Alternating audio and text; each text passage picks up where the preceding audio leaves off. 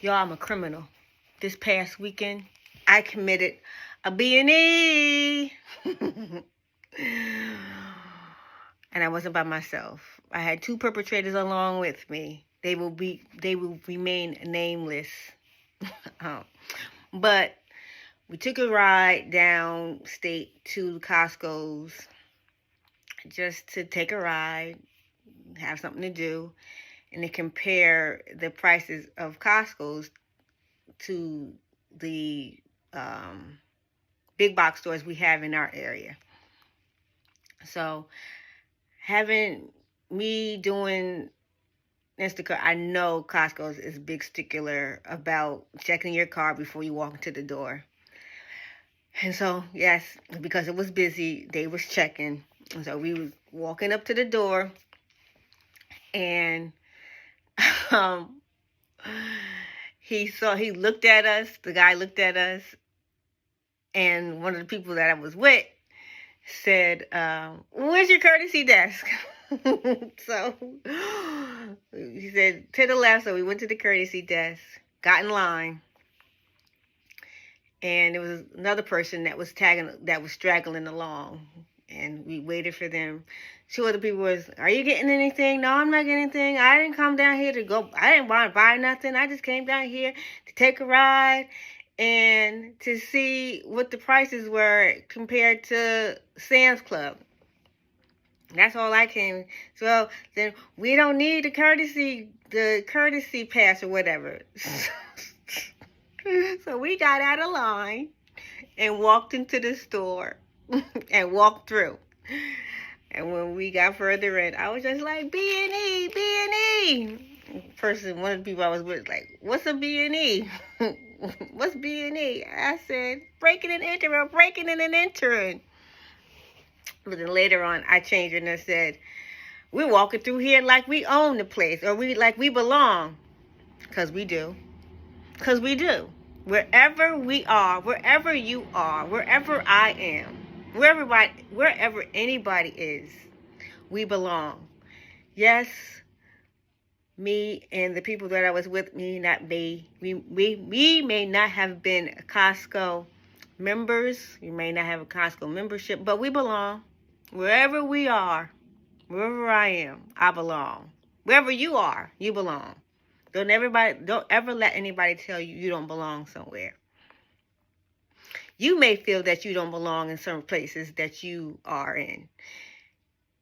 Maybe you shouldn't be in some places that you are in, but for the places that you should be in and you feel like you don't belong, you belong. Don't ever let anybody tell you don't belong anywhere. Don't you ever tell yourself you don't belong anywhere, because you do.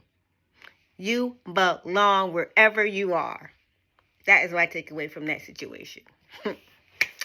Also, this past weekend, I was invited to a comedy and rap show by my sister, my HU sister, Izzy, to support one of our other HU fams. I didn't know him personally. She did. She had me at Howard and comedy. I was just like, okay, yes, I'm coming.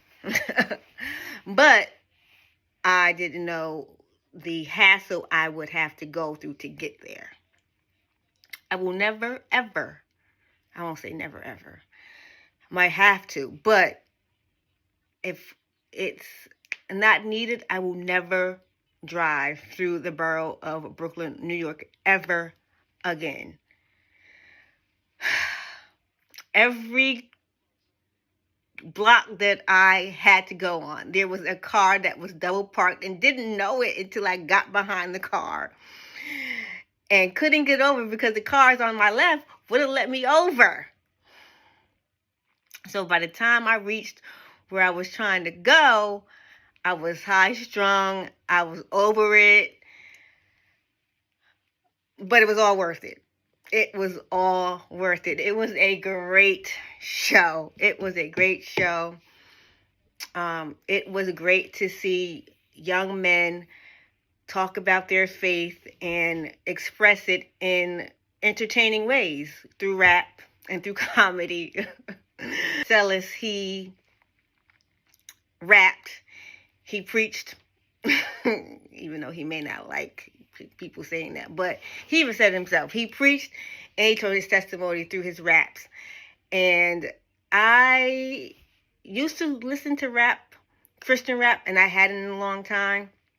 So that was my reintroduction to Christian rap, and I really liked it. I sat there, because I didn't know his music, I sat there and I listened to the lyrics, and it was amazing. It was amazing. And Matt Hudson, oh my gosh, so foolish, but funny. Foolishly funny. Foolish in a good way. I really, really enjoyed it, because most of the time when you go to church, when they kind of like in the Bible, they separated the men and the women. Not so much, it's not like that in church, but when we have talks or whatever, they send the women have their own like meetings and the men have their own meetings. So we never get to hear each other's experience. So it was nice to hear young men's experiences in their journey in this Christian faith. It was good to hear that it was enlightening.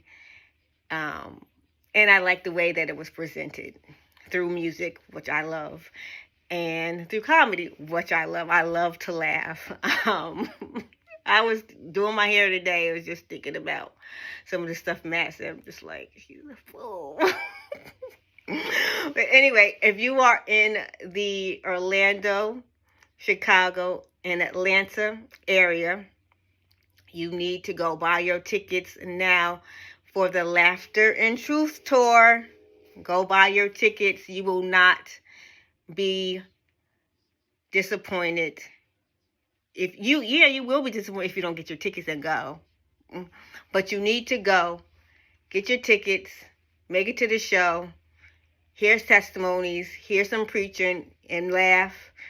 They have a therapy session within their set. That was really good. That was the highlight of the show. Them